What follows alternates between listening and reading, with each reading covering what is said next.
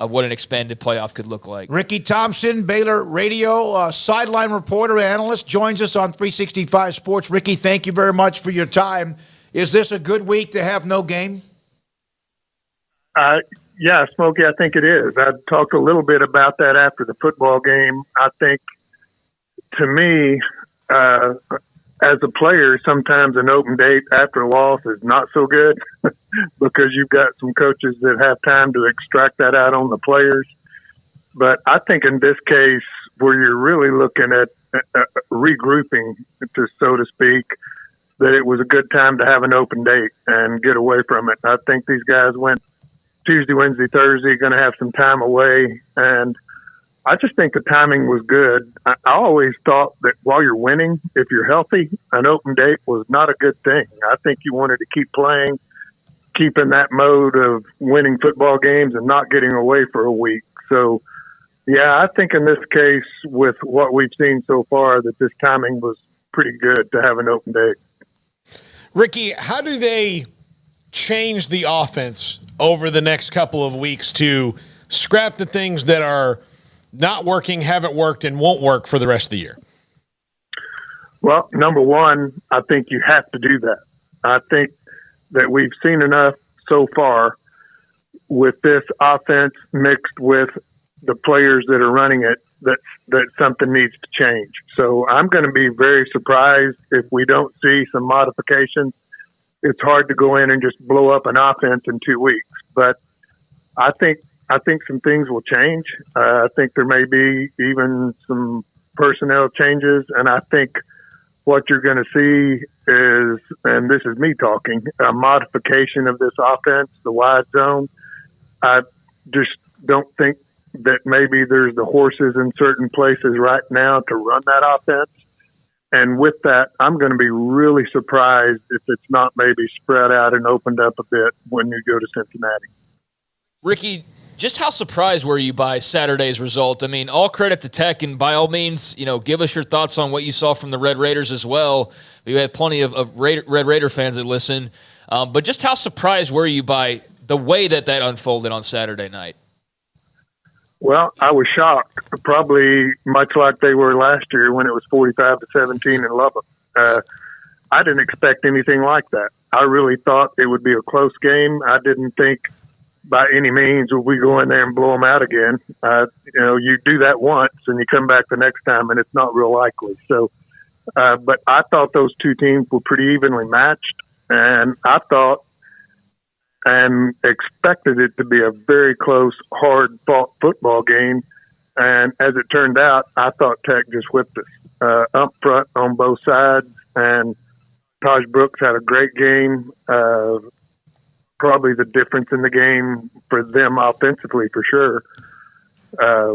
You had a quarterback there that had really had a lot of grief, and I think that running game really helped him gain some confidence and make some throws and open their passing game up. But I was really surprised at the result, and I don't think Tech was that much better than us, but they sure were Saturday.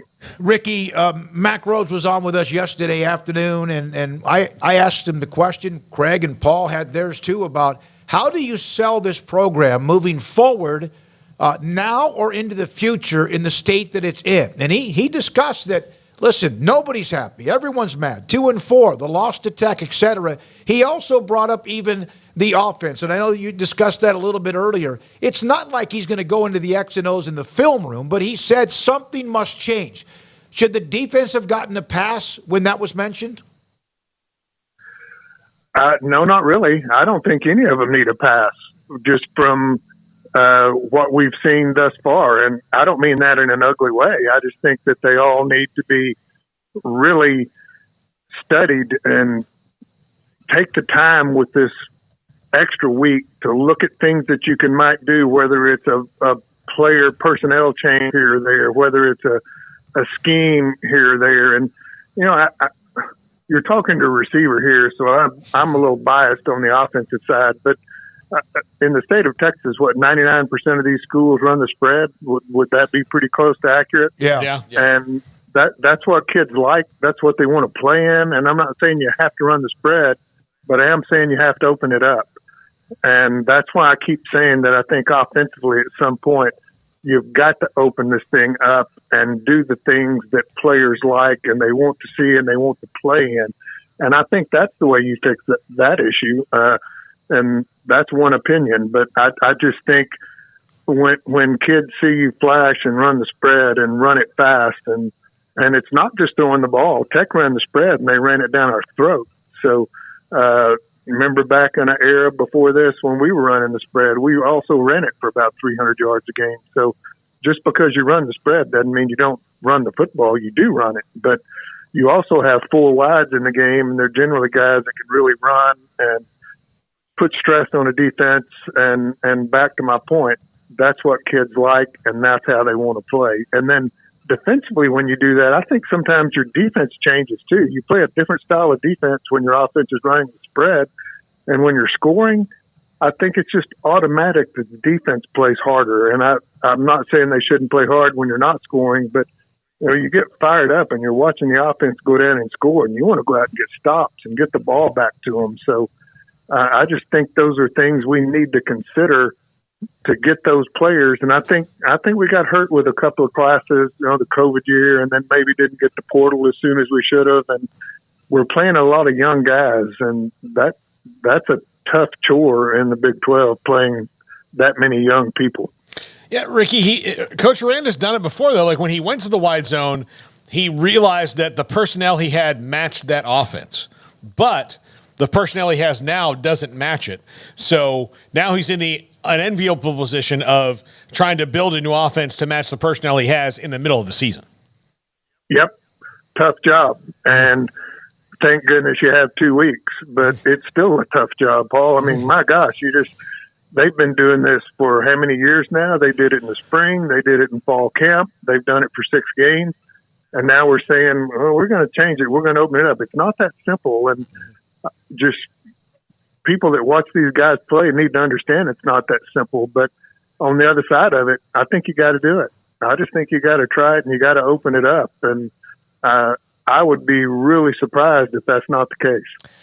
Hey, Ricky, I was wondering this about the wide receivers, especially Keytron Jackson. This is not like a knock on them per se, but just with your receiver experience, it feels like they want to go for the big play with those guys sometimes, and they're able to hit on a Monterey or a Hal Presley early in the year, jumps up and makes a big catch. But as far as the big contested catches, especially to a guy like Keytron, it still seems like that's sort of a work in progress, and he's not quite the guy who's ready to just jump up and rip it away from a guy, right? He's still, I guess, evolving, but he's got the size, he's got all sorts of things.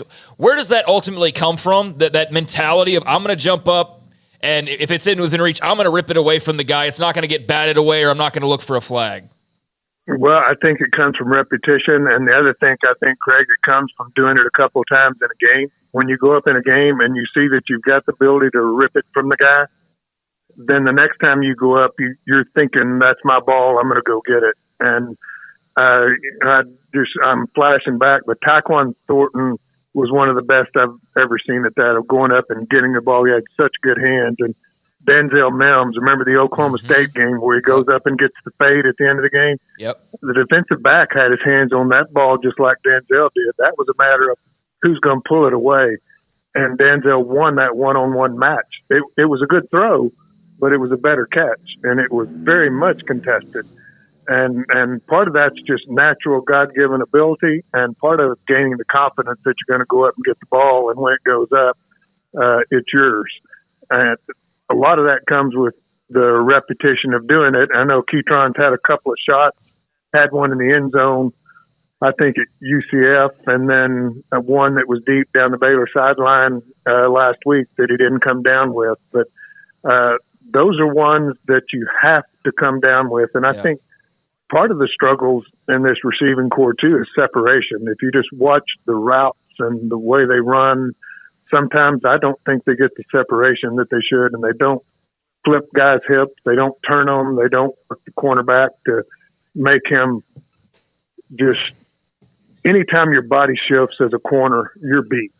I mean, that we've seen it on our side. It's hard to recover with the way these guys can run, and I think they need to spend some time with that one-on-one, just learning to get up on a corner and making him turn in a direction that he doesn't want to go, and then get that separation where Blake Shapen has room to zip that ball in there. I'm going to jump to Blake. That dude played football, got sacked 6 times and threw for 320. That was a heck of a performance by Blake. I'm telling you, he was under duress that entire night. Isn't it amazing, Ricky, that it was last year where there were thoughts, and sometimes rightfully so, about whether he would get that extra yard, because there were times when you wondered if he did, and he didn't most of the time. But he's gotten blown up at the goal line against, Texas State, absolutely devoured prior to the comeback win against UCF before the field goal, and then he just took a beating against Texas and also against both last night or Saturday night against Texas Tech. Yeah, you know what? As you were asking that, I'm trying to remember a play that he even tried to slide this year, and I don't remember. I don't either. That kid is tough as a boot. He's got a great arm. He's got a quick arm. He's got a Namath-like arm where it's almost like he doesn't even cock. He just flips it by his ear, and the ball flies out of his hand. He's got the ability to be a very, very good college quarterback, and I just think he needs the help around him to get there, which I think will happen. But and besides that, he's just played tough. He's made, well, let's go back to UCF. The run he made to set up the field goal. Yeah, that's what I want. They turned him they turned him every which way but loose on that run. He went head first trying to get a couple of extra yards to get that kick. And I'm thinking, good grief, I don't know if he's going to get up. But he has played gutsy. And remember, too, that's first game back with a hurt knee. So I'm really proud of Blake and the game he's played. Yeah, I think that if anybody questions his toughness outside of all that, just look at how many times he's had to pick himself up off the ground of no fault of his own. Mm-hmm. Well, and take away the 6 sacks the other night, when we tried the boot or the whackle, the minute he had the fake and rolled out, he had the defensive end or linebacker right in his face every time. Yep. And that was a helmet in the chin, and that hurts a lot more than a sack because you're not prepared for it. And a lot of times when you take the sack, at least you see them coming. And on that boot or the waggle, they were in his face as soon as he turned around. And I don't know how many shots he took, stacked the sacks on top of it. How many shots did he take on just regular plays where he's trying to get rid of the ball? Ricky, I'm not trying to put you on the spot here, and it might be, but if you took the Baylor offense and everybody threw everybody's players into the starters into a bucket, like a draft, right now, based on production and based on what you've seen, how many of the Baylor starting 11 to 15 in rotation do you think would be chosen? Chosen by by whoever was up next. Yeah.